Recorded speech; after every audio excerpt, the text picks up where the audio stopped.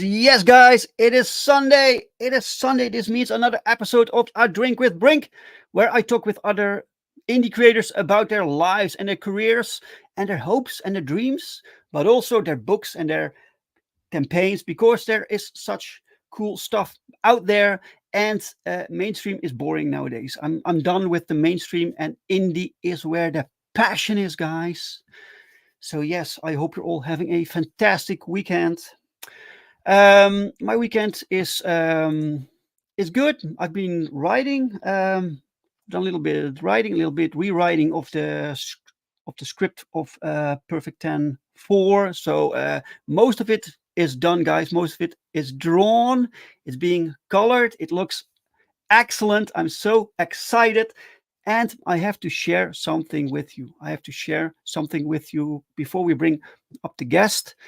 Because, guys, let me share this with you. Issue 4. There we go. Perfect 10, issue 4 on Fund My Comic.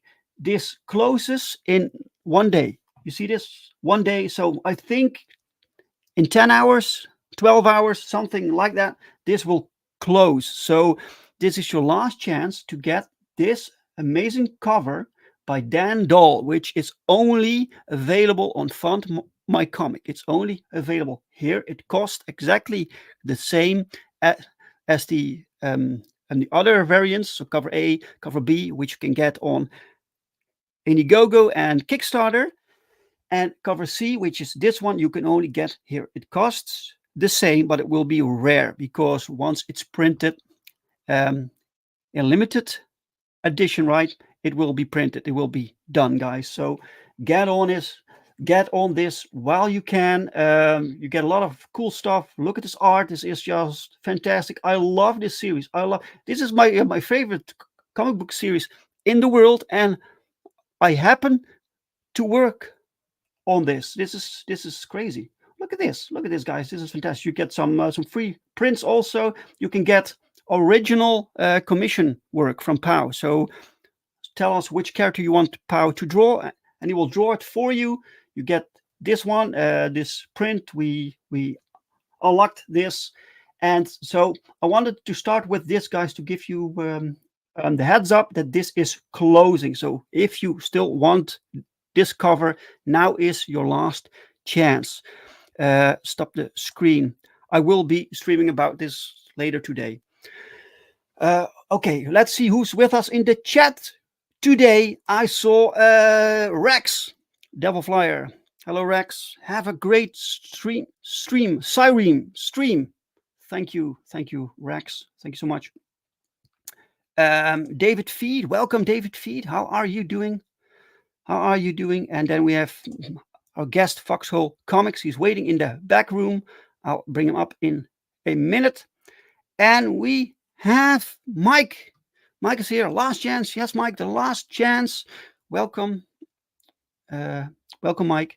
Um, so, guys, I need to calm down. I noticed that my stutter is getting worse. So lately, these last few weeks, it's sometimes it's just terrible, and I need to just calm down. I know I love what I'm doing. I love this. I love talking to new creators. It's just cool stuff. So let's hope everything works out today for me. Chris, welcome, Chris. Red Dress Press. Welcome, sir. All right, guys, it's time for the guest. It's time for the guest, guys, to talk about his awesome campaign, his awesome book. So let's just bring him on. Let's have a very warm welcome for Mr. Nandor Fox Shaffer. Yes! Hell yeah! Hey, come on, baby! Come on! Yes! Come on! Ah! Yes! Yes! There he is. Hey guys. Hey Dave. Hello, Nandor. I Nandor, didn't right? know Sorry, Nandor. Yeah, Nandor, you got it. Nandor. I didn't know that you were this excited about my book that you had to like calm yourself down and Well, it's just with everything, with doing campaigns, with running the show, yeah. with meeting new guests. It's also it's always fun to meet new people and talk about indie comics, man. So Yeah. Yeah. No, I it's feel also you. it's also There's not specifically you, right? It's just the entire indie comic experience, the vibe that gets me yes. riled up. Yeah. No, I mean, it's so wild what people are making and what they're putting out these days and just Yeah, how good everything looks, you know. I mean, there's of course, you know, you have the good and bad or the mediocre or whatever, but like there's so much great indie comics that are out there right now. And like seeing people go for it, go for their dream is one of the most exciting things to be a part of, and to see people stick with it, you know, and be passionate about it and want to share it with people is it's really something. It's what a time to be a comic book creator right now. yes, is this right? It is. It is. Oh, okay, Nandor. Before we continue to talk about anything, I need to ask you, what are you drinking? What am I drinking? I am Yes, drinking some ginger tea. That's what I'm drinking. ginger tea. Noth- All nothing right, nothing strong, nothing hard this morning. all right. Let me wait. I made a ticker. There we go. There we go. Um, What about you? cola. Just I have the same thing every day. I'm Yeah. pretty boring. That's So your yeah, yeah, juice, your life sustaining yes, super soldier serum. exactly, exactly. All right. So first off, your name. That's awesome, Nandor. It sounds like a fantasy like name. Where does it come from? Yeah, so Nandor is Hungarian, and on my mother's side, my mom is Hungarian and her family, and so it's not a name that you see often, even in Hungary. I would say. I mean, it's definitely normal there, but my older brother, his name is Miklos, and that's a name you see everywhere. That's a Hungarian name you see Right. everywhere, and That's if like you the Hungarian version of Michael. yes, yeah, Mhm. totally. And Nondor, you know, I don't know if there necessarily is a an English counterpart to it. I Mhm. know that the closest I've been able to find that it's related to is Ferdinand.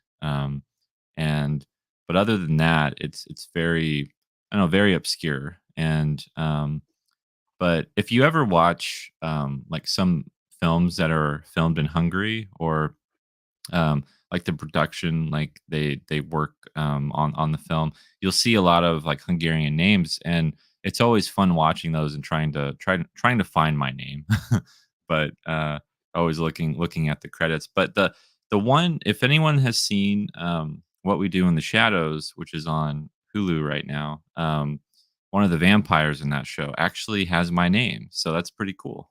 Oh, really? Oh, great. Yeah. Yeah. That's cool. Vampire Nandor. Yes.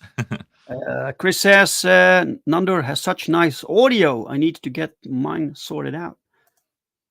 Yeah, Well, thank you, but also the Chris. voice. You have this calm, like speaking voice. This also helps, man.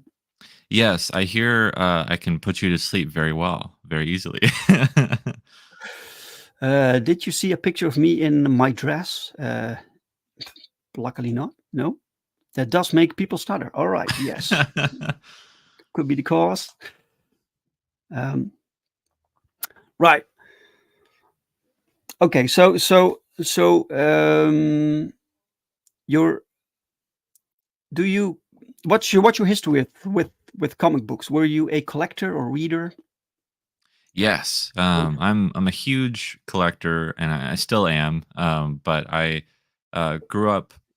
I think I was first introduced to superheroes from the early Marvel movies, like the original X-Men films and Sam Raimi Spider-Man movies. And because I was born in '97, and I remember watching like the first X-Men and Spider-Man films when I was really young, probably about like 5 or 4 years old, maybe.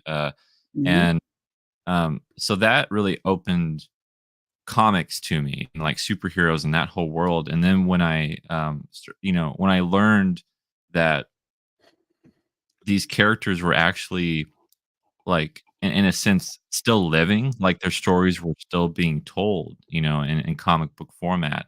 That was like so exciting to me, and like, wow, like no way, like you could read about what's going on with Spider-Man today, and not just necessarily what you've seen in the past or what's on the screen.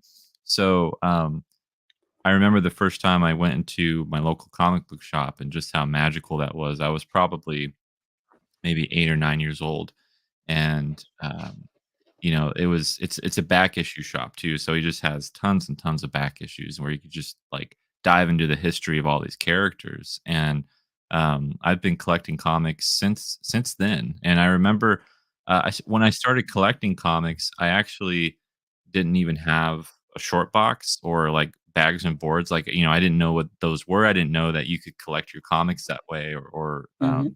secure them that way. And I would just put them in shoe boxes, and kind of have them there. And then I remember a friend of mine saw that I was just putting my comics in a shoebox, and he was like, "Man, you got to take care of these. Like, you got like there are these things called bags and boards, and short boxes, and all these things that you can get to store your comics." So yeah, I mean, since then, I've been going to the comic book store probably every month or at least every few weeks, and checking out comics. And you live in the United States? Um, Yes, I r live in yeah. Missouri, right smack dab in the middle of the Midwest. Yeah. Okay, right. Did did you notice a change with comic book stores? So you bought comics like you had like orders, right? Um, yeah, I mean, I noticed that like a lot of like of the local shops, I noticed they started ordering less. Specifically, one started ordering less comics, less new comics. And I noticed that even though we still have I'd say we still have a pretty strong comics community of people that like support our local shops. A lot more people I know are reading back issues more than they are reading new stuff. Mhm. Yes, this is true. This is Yeah. true. So So so you noticed that, right? So I've seen that, but I haven't noticed too many closings in my area. mhm, And there's actually a shop that just opened a couple years ago, and I was really surprised to see that. I was like, wow, like why are like can this city or this location like support another comic book store? And mhm, I mean, it seems to be doing pretty well so far, but there's always peaks and valleys to these things. sure. And your main interest was superhero comics, or do you read other genres also? Yeah, so I'm mostly a superhero comic book reader, but I started to get into indie comics when I started following writers and artists over to places like Image or IDW or Mm, Boom. I one of my favorite comic book writers that I always talk about is Jonathan Hickman, and reading East of West from him, and also some of his earlier stuff, like the Nightly News and Pax Romana and um, what's another one? Oh, Red Mass from Mars is another early one of his. And I loved his stuff on Fantastic Four. And when I was, because I kind of grew up in that perfect time when like Brubaker was on Captain America and Hickman was on Fantastic Four and Fraction was on Iron Man. It was really exciting stuff that was going on, and kind of the influx of the MCU and all of that was really mm, cool. And so that was like such an exciting time, and I started to notice that these same creators, had their own creator owned comics, and like Brubaker had Criminal and To Kill or Be Killed and Fatale and Velvet and books like that, and all of that mm. stuff Right. um, was like no way. And I got into indie comics, independent comics, because of these creators that I just really enjoyed their storytelling and their dialogue, not only just their plots, but just how they could get into the heads of characters and make them really feel unique and three dimensional and like so like full of life and interesting. So um Right. but but yeah, so nowadays I'm more so probably half and half. I still read superhero stuff, but I read a lot more indie comics than I ever used to. Right. And you're very focused on storytelling, right? So Yes. you follow Yeah. mainly you follow writers. So does it oftentimes matter to you who the artist is that's involved with projects from writers Yeah. that you follow? Um not necessarily. Yeah, like I mean, I definitely follow more writers than I do artists, and if I see an artist that I really love, like Steve Epting is one, and he worked with Brubaker on Cap at the time. Mhm. And anytime I see his name on anything, like I'll pick it up. Or anytime I see um, Greg Smallwood, see his work, I'll pick it up. And um, there's only, I think, a handful of artists that I would go out of my way to pick up, unless it would be later down the line in like a trade or something like that. But I mostly, what's actually funny is most of my favorite artists will work with my favorite writers, and so I kind of Oh, get the really? Yeah. best of, yeah, I'll kind of get the best of both worlds, and it's really not so difficult to choose, because These artists maybe become your favorite artists because you know them from the yes. stories that you enjoy, right? Yeah, I think they kind of complement each other, and then I think Mhm. those writers and artists, they realize that they have some lightning in the bottle effect with every project Yes. they do, that they stick together, and that's Mhm. always cool to see writers and artists like move from project to project, but they all stick together on that, on those separate ones. So I Yes. think, That's yes. yeah, I think seeing that is really kind of how I've ended up liking some of my favorite people and enjoying their stuff. And then there are times when I'll forget about a writer that I really loved, like I haven't read anything of theirs in a while, and I'll kind of rediscover them again and see what they're doing. And then I'm like, why did I ever stop reading what they were putting out? Like what happened, And Yeah. maybe it was a particular book I didn't like, or maybe I just wasn't in the mood for that type of story at the time. But Mhm. Rick Remender is one such writer that I loved reading a lot of his Marvel stuff, and I read some of his independent stuff. But now I'm going back and trying to catch up on things that I'd missed, because there are a lot of indie books that he had done, like Black Science and Low, and um, he's putting out The Sacrificers right now that looks really good. So I want to kind of catch up with them. Oh, that's great. I saw Dr. Aino in the chat. He says, listening to this while sick. Keep being awesome, y'all. Get better Uh-huh. soon, Dr. Rhino. So Yeah. the doctor is sick. Sorry to hear that, man. The doctor needs a doctor. Yes. Ryu, welcome, Ryu. Welcome, sir. David Feed has a question. Hey, Nandor, is there a way to get seasons 1 and 2? And do you have plans to make season 3? I What's sure this about? do. Yes. So I have seasons available to purchase. Right now, you can get volume 1 and 2 as PDFs. You can only get seasons volume 2 as a physical book right now because I actually sold out of volume 1 as a physical book. So I'm working on um, getting a trade collection of that.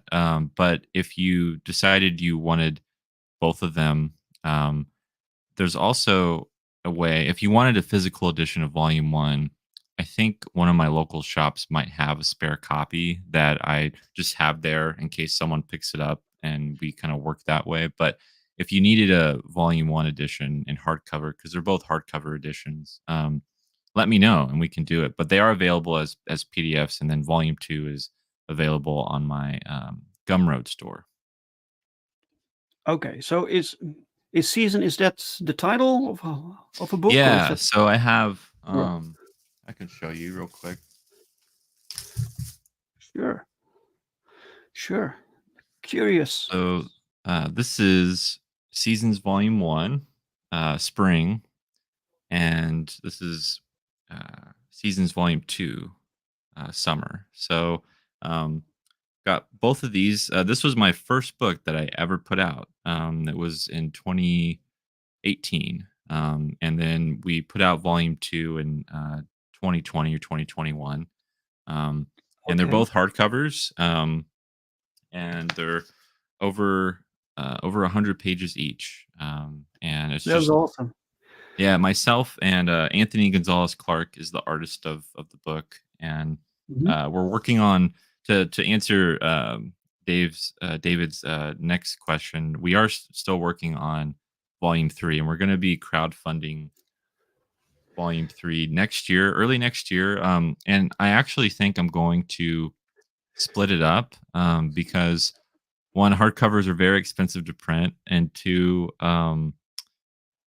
the book is going to be the biggest one yet, and it's going to be around like 160 pages or so. And so I Wow. feel like splitting it into parts would help with cost and with also getting people a little bit more familiar with the series and seeing it kind of perpetually being there and like putting it out like kind of parts by parts and issue by issue. But also I want to take the opportunity since I realized I was running low on volume 1. um I thought I could perhaps make that a part of this next campaign, or at least do a stretch goal where if we hit this amount we get to reprint volume 1 and backers get that book in their order. Right.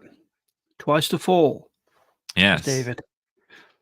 Uh, that's excellent. So Seasons was your first book in 2018. So what happened that put you on the path of creating your own comic? uh I wanted to create my own comic because I had finished high school and I had always loved writing. I think since I was about 12 or 13 years old, I had written blogs and had posted them on like some video game sites and had written about just things that I enjoyed. But that started to open up the world of writing to me when I started writing about things and kind of putting my thoughts down on paper. And I would also journal a lot and just kind of I was a very introspective kind of nerd where I would just think about things a lot and overanalyze things a lot. Mhm. And I just I felt like I was never a very good speaker, and I saw writing as my ability to put down things that were really important to me and things that I thought about and wanted to express. And at first, I enjoyed doing that in a more journalistic type of way, but then I realized that stories are just so much more deeper, and you can get across so much more with storytelling. And also, it's just a lot more fun to explore and Hmm. write and create things like that. And so, um, when I was about 18 years old, I decided I want to make a comic. I want to write a comic book, and I don't know what that looks like or how to do it or anything like that. But I wanted to um, kind of dive in and kind of figure out what that might be like. And so I had this idea about, like, again, kind of going back to superheroes. What I love about superheroes is certain heroes have certain abilities, and we know them. Like, we know Superman can, has heat vision and is super strength, and Spider-Man can swing and has webs and all that kind of stuff. And but I thought it would be really cool to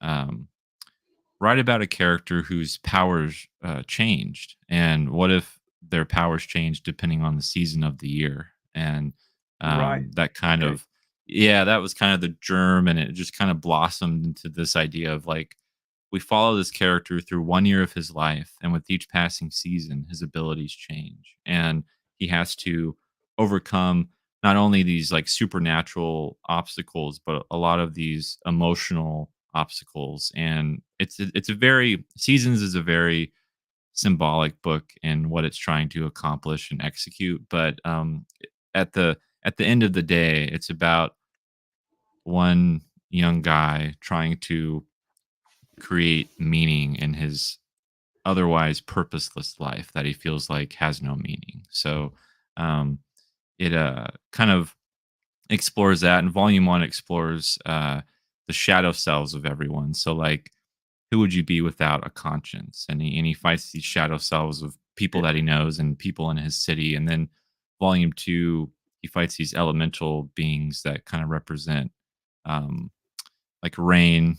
She represents water, but like also sorrow. And then um, one of his friends, Heath, he represents wind and air, and kind of like this sense of abandon, and um, the the feeling of being alive, and being free and open, and things like that. So Right. I kind of take um, that symbolism and kind of weave it into a character, and kind of have fun with that. But volume three is, like I said, going to be the biggest book, and it's been in the works for a while. And while I've been working on my other projects, it's kind of been on the back burner, but we're hoping to bring it back in full force next year. And it's going to be still myself and Anthony Gonzalez Clark. He's in it for the long haul with me. And so it's going to be really cool to share it. And it's also going to be a great jumping on point for new readers too, because it's kind of this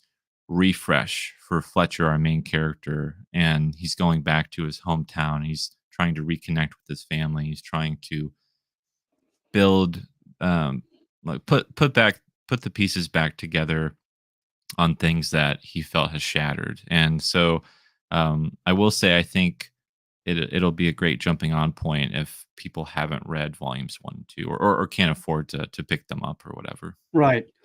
Right. What I like is that you start to talk about the personalities, their deeper meanings, the drives, the deeper layers, right? That Yeah, right. that tells me that your stories are like character driven, right? Yes. These are Yeah. are are like aspects that I was missing with early image before. For instance, a lot of cool characters. They looked awesome, but there was not much there. There was no substance, right? Yeah, And right. I really feel you need to start there with the character, right? Yeah, That's also your philosophy. yeah, I believe so, because I realized in stories that I really enjoyed, um, while sometimes I would think, "Oh, that's a really cool plot twist," or, this world or this universe is really interesting, and there's a lot of cool functionality to it all, and it kind of all looks pretty and looks nice. You know, it doesn't really mean anything if the Mhm. character doesn't resonate with you. If there's not, like, an anchor that is pulling you into the world and pulling you into make sense of everything, because then they're just mouthpieces for the plot, and they're just kind of there Yes. because they have to be there rather than they need to be there, and it's important that they're there and that they're like Right. proactive in the story rather than just being reactive to things going on. I mean, Yeah. there's necessity in that at some points because our life, we can't control our life, and there are things that happen that we react to, and all of that. But Mhm. if there's not a sense of agency with the character and what they're trying to do, and relatability, I mean, I want to read about someone that I could feel their pain and feel their joy, and feel Yes. their need for a better tomorrow, or a better day, just wanting the next hour to be a better hour than the one before it. Exactly. So Yes. yeah, so that's how I look at it. And I've always kind of approached my stories with the character, but I always try to. I mean, the goal of any writer is trying to meld the plot and character into one, so that they don't necessarily feel separated. Yes. Look. Technically, it's very possible to make a plot-driven story to create this world with where you have this story that needs to happen. I have characters Yeah, in place that go through the motions, right? But I think for the reader, you need something to latch on to, and that's that emotional element. yeah, And you get that from characters that want something, that have these desires, they have needs, they have goals. Um, so my own stories always come from character. I don't really know what else to write, right? So this, yeah, yeah. yeah. Anyway, let's take a look at your current campaign. You have something going on Kickstarter. There we go. The Fabled Offering number one, a mature sci-fi fantasy one shot. So did you drift away from the superhero theme for this I one? did. I did. This is a real departure for me. I have so my kind of supernatural series, which is Seasons, that has some superhero elements, and then I also have an original graphic novel standalone called Lifeline. That's more of a slice of life drama. It's very much a um, grounded type of story that just follows this one man throughout his entire life. And then Manchild, which I have issues 1 and 2 out of right now. That is a kind of a throwback book to the Lee Ditko Kirby era of comics, and kind of looking at that from a modern day point of view. And so going into the Fabled Offering, it's completely different from anything that I've ever done, because all of my previous books, not only were they um, male protagonists, and Mm, this one's a female protagonist, but I've never kind of been or played in the fantasy sci-fi genres, and that was like a real challenge and a real thrill for me to kind of dive into that and kind of see what I could conjure up and what I could create and what it would look like. All of my books kind of start as experiments and kind of challenges to myself, for me to go, what what if I were to write a story like this, what would it look like? How would it feel? What would I want to do? What would be exciting for me, and hopefully exciting for others to read. And so this is the darkest story I've ever written. It's the most, I think, message oriented. It's also, well, I guess all my books kind of are, but it's also very it's very character driven, in the sense that Princess Aurelia is our view into the world, and she's our eyes, and there's really not many other characters that we meet in the book except for a few others. So it's very focused, and making you follow her journey and what she's trying to accomplish. So she is a lone princess on a quest to save herself, and she is also pregnant along the way, and she has to get to this ancient deity called Sizen. And uh, this ancient deity, when you go to meet him, uh, it's a transactional agreement where you have to supply an offering. You have to give an offering, and Sizen will give you an offering in return. And so she is bringing an offering to him, but it's not necessarily guaranteed that she'll be welcome, because there's some history between her kingdom and these deities, and she's kind of going into enemy territory, so to speak, to present this offering, and what could happen. So it's very much, it falls in line with some of my favorite sci-fi and fantasy stories, and it has a lot of that feel to it that I love, like Star Wars or Lord of the Rings, or um, the Seven to Eternity comic book series that Rick Remender put out just a few years ago.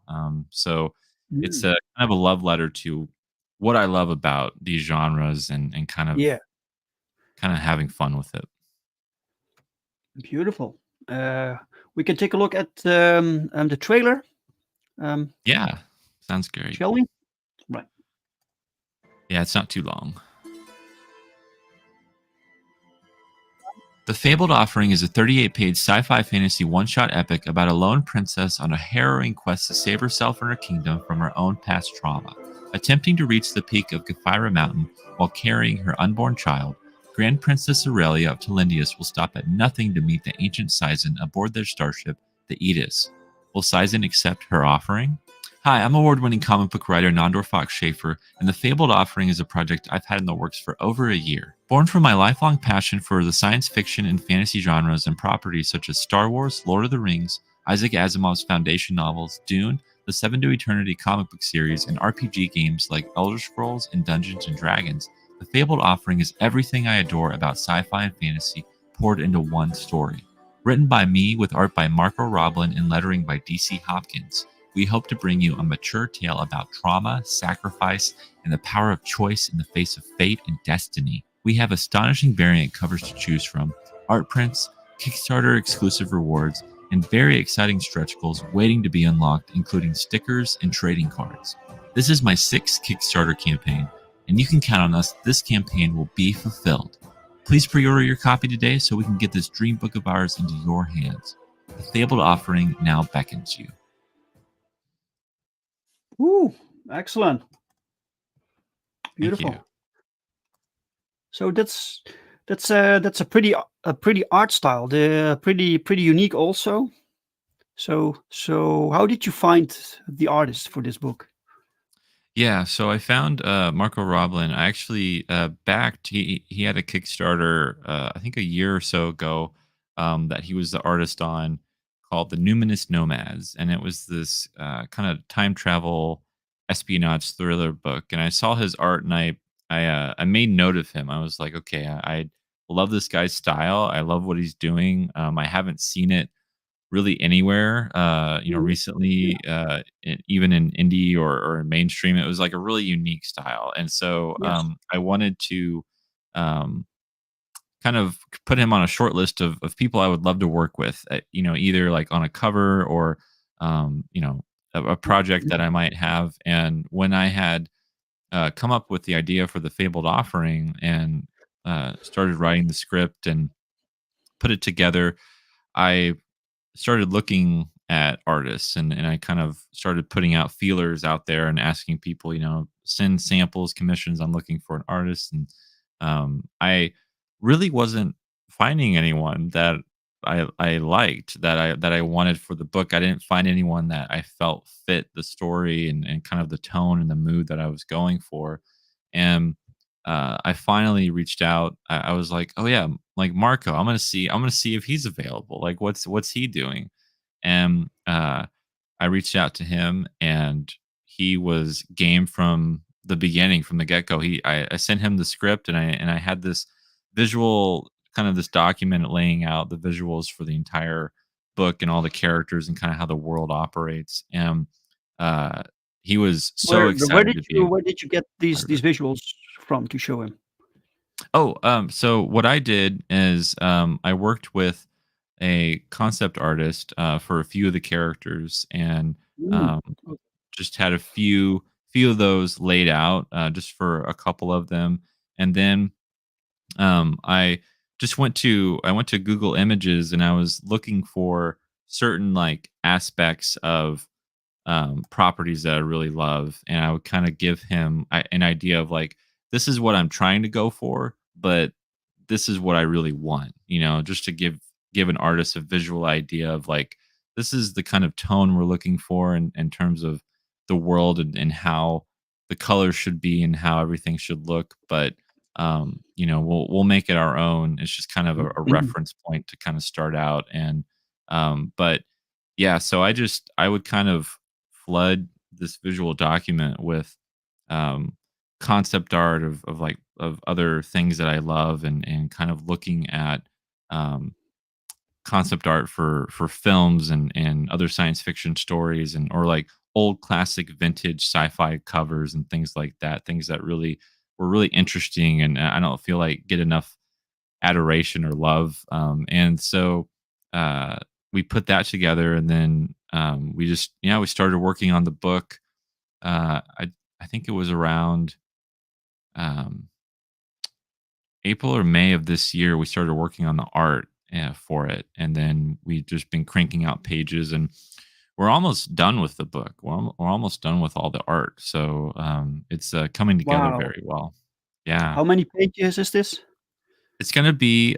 So it started out going to be around 36 to 38 pages, but now I think it's going to end up being around 42 or 44. So we've been, Mhm. working on it, and been kind of adding a few pages here and there to like make it feel a bit more evenly paced. And it's also just a really fun, exciting world to play in. And there's been a few ideas that Marco has had along the way that we've been like, what if we made this scene a little bit like bigger, or more cinematic than was previously written in the script? And I'm like, yeah, that'd actually be really cool. So we've kind of been going on this back and forth, and yeah, now we're here. We're trying to get this book funded.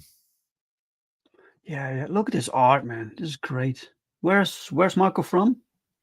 He's from Chile. He's from the nation of Chile. He's a Chilean artist, and um, besides that other book I mentioned previously, he really hasn't done a whole lot, and only like a few other things here and there. But he's stayed in the indie scene, and um, I'm really surprised about that, honestly, because I think he is kind of a master at his craft, and he does it all Yes. too. He does the inks and the colors, and he's an amazing collaborator and a really passionate collaborator and artist too.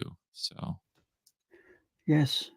So he's trained in comics also. So obviously he can draw comics, right? But the yes, art yeah, style is it's more like you would see with covers or like paintings or stuff like that.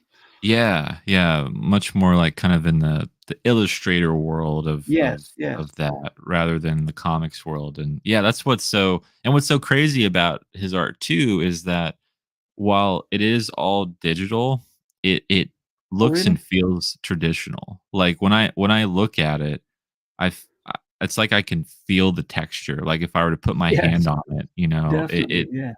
the way he's able to get that texture and that like kind of cross hatching and scratchy approach to um the page is just like really awesome, and it really like speaks to the way his mind works and his storytelling capabilities. Yes. Plus the color, the way he uses colors here. Yes, Is it yeah. Yeah, that's it's such a huge phenomenal work. aspect to it. And we Yeah. I wanted to we agreed eventually to make this book try to feel timeless. And so when you look at it, even though this book is coming out in 2023, it looks like a book that may have come out in the 1970s or 80s or whatever. Like it just Hmm. has that Yes. kind of um, heavy metal magazine like vintage vibe to it that um, Yes.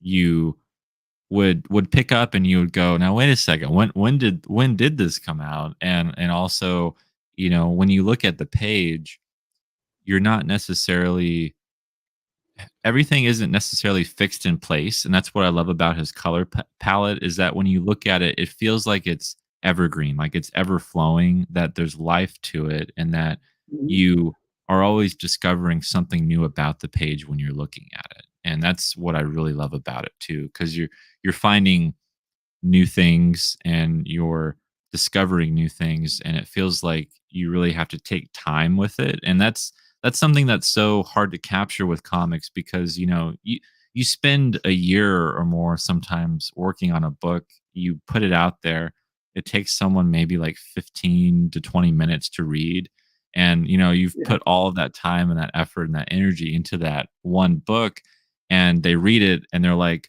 that was cool. And then they put it, and then they put it back into Yes. their box.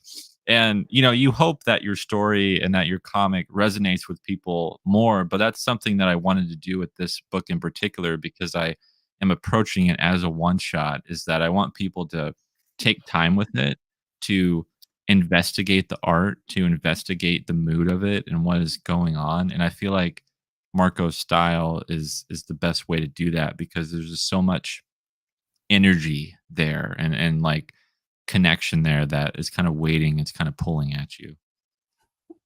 Exactly. The lettering is also perfect for this style. It fits well. Yeah. So it's a different letterer. Say, Yeah, so yeah, the letterer is DC Hopkins, all right. and Yeah, he yeah, yeah. actually worked on Manchild Right, with me. He's working on that right. my other series that I'm doing, and he's just like he's also a very good collaborator, but he's able to capture the style of the book with his lettering. And it's so important, because lettering is just Exactly. like, it can make or Yeah. break a book, and it has to be um in line and kind of in synergy with the art itself. So Yeah, yeah, 100%, man. Yeah, yeah. You keep looking at this. This is art, man. This is phenomenal. So yeah, great stuff.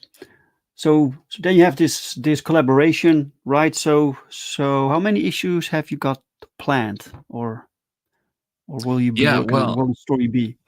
yeah, so we're planning on, like, I'm this is a complete story. It tells a beginning, middle, and Okay. end for Aurelia's character. It is a one shot, but it's a one shot in the sense that it tells a complete story, and you don't necessarily have to read anything before it or know anything before it or after it to appreciate it. But if people really enjoy it, and I'm able to do more with it, I have stories I would love to tell in the world, but it really depends on how it's received, and how many more people would like to see more of it. And because I did a lot of world building for this project, and I did a lot of kind of deep dives into how the world can operate, and what the function of like the deities are, and how the kingdoms are, and kind of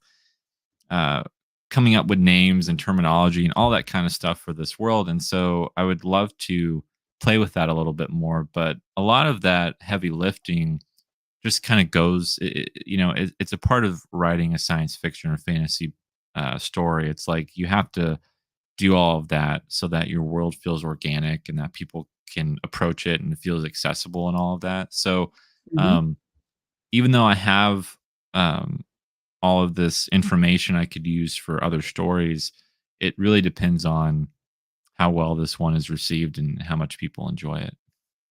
Sure. Yes. David Feed says the guy with the eye in the mouth has a super cool design. Yes, he had some cool covers also from different artists. Let's take a look at that. The first one was indeed this one. Yes. Yeah, That that one guy's is pretty by freaky, right? yeah, that one is by Will Playdon, and it was traditionally painted. Oh. And so that's an original piece of art that Will has that he painted traditionally. So it's that was one of the first ever that was the first ever like full color piece that we had of both of these characters on it. So it's pretty sick. I love it a lot. Wow.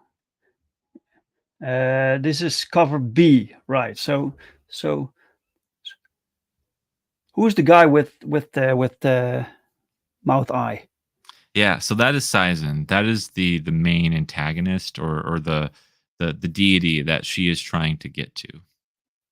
Mm, right. And then you have her story where she's pregnant. That's another layer to the story, right? Uh, Right. Yeah. Yeah, so the stakes are high because not only is she trying to, save herself and save her kingdom, but she's also having to make this journey alone while being pregnant. And mhm, so it's like that just adds a whole other layer of complexity to it and also, fragility to it because it's like, what is this warrior princess doing by herself alone without anyone to help her? And why is she mhm. going?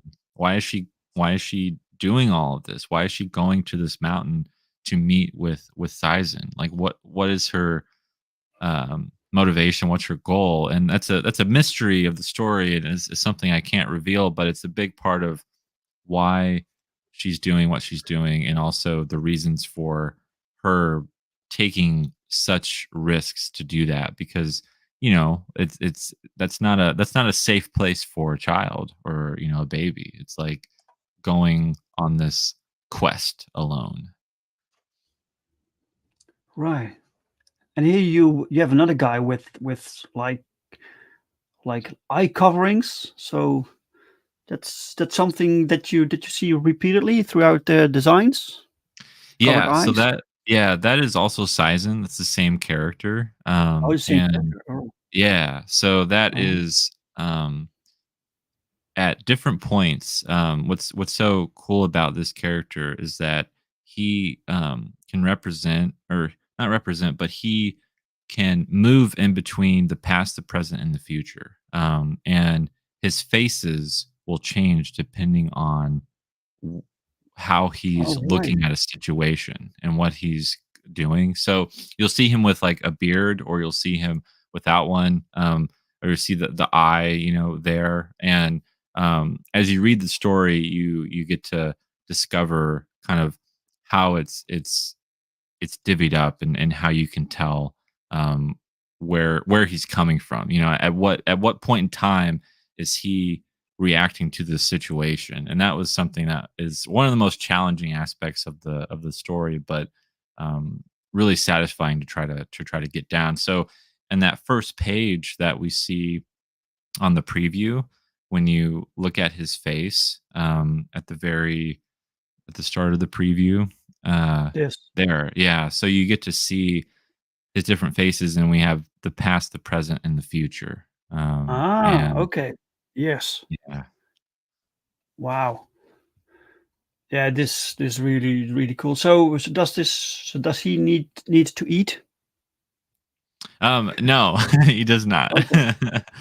He does not. At Phew. least in that form. And that's why his eyes are veiled. And that's kind of through his mouth he sees, and that's how he this deity, this creature that we see is unlike anything human or of this earth. Right. And then you have this cybernetic horse. You have everything that is cool. You threw in there, right? Yeah. That's right. Robotic That's horse. right. That's really awesome.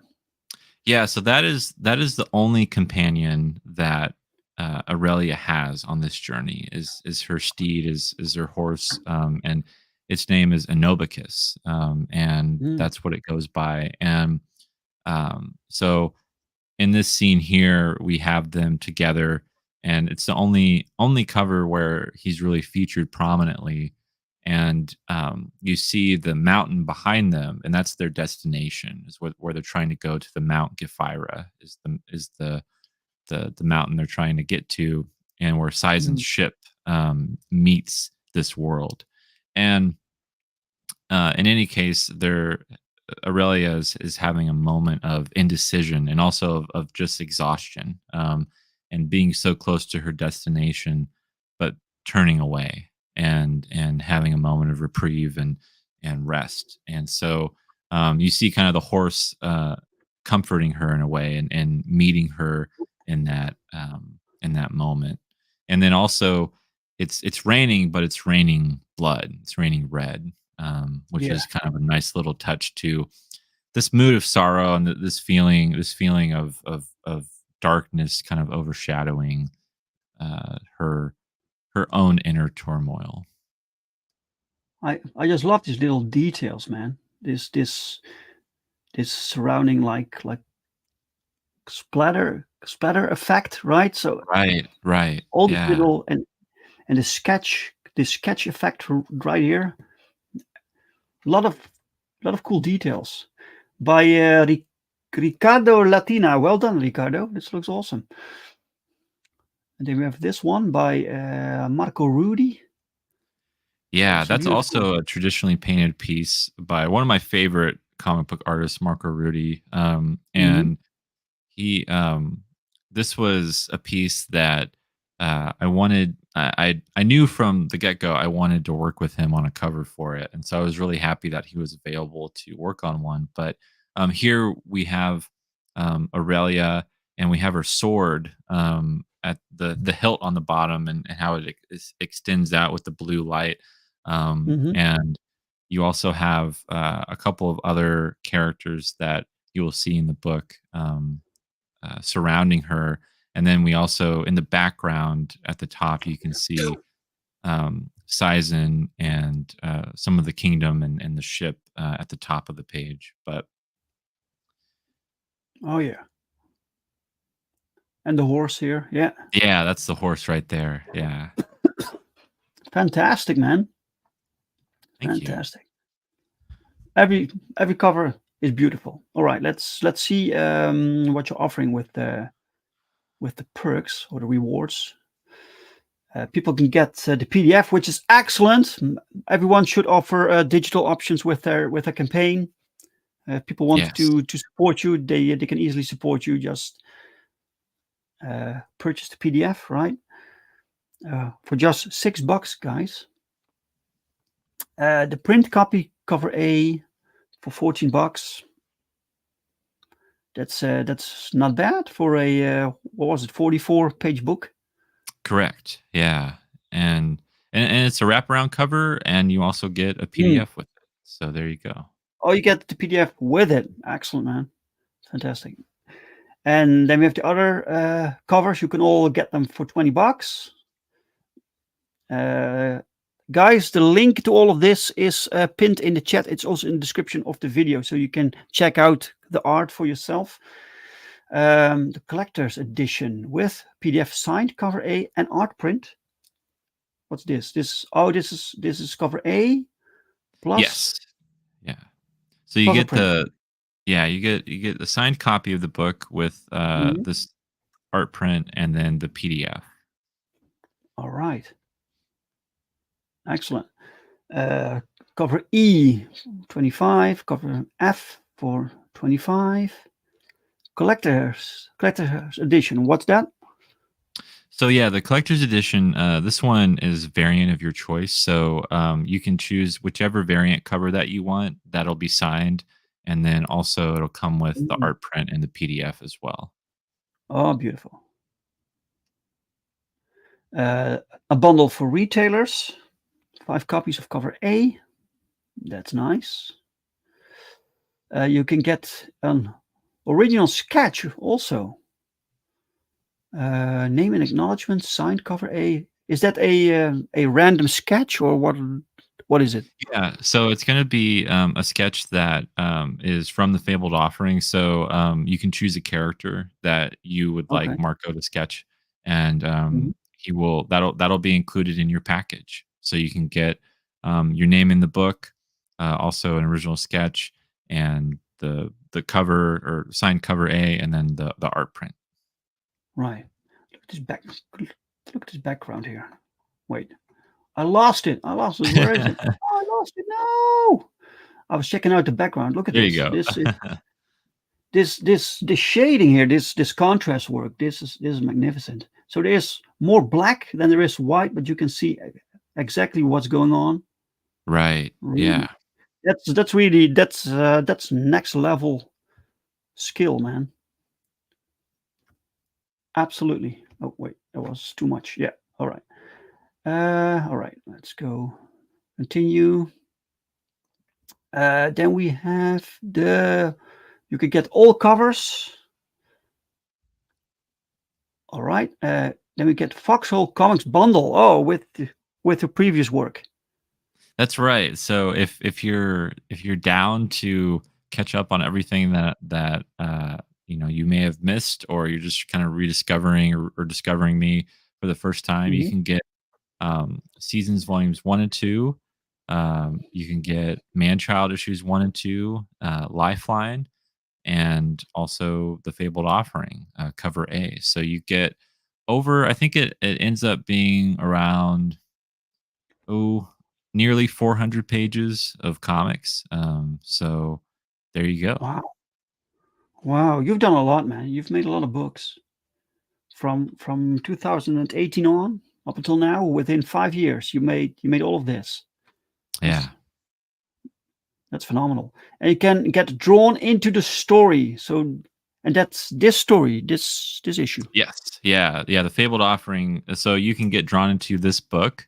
And something that I'm going to offer with it, just so that people know, is that, like, if they want to be an alien, if they want to have an extra arm or an extra eye, or if they Yeah. want, like, to look like a Jedi in the story, whatever, like, we'll have fun with it, and we can, like, kind of create your own fantasy character within the story, and they'll be drawn into the story, so you'll actually see yourself um, in a prominent position, not necessarily a character in the story, but you'll be in the Mhm. book.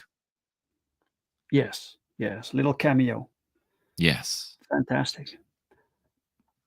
Some add-ons, all covers, art prints, and books in the Foxhole Comics library are available as add-ons.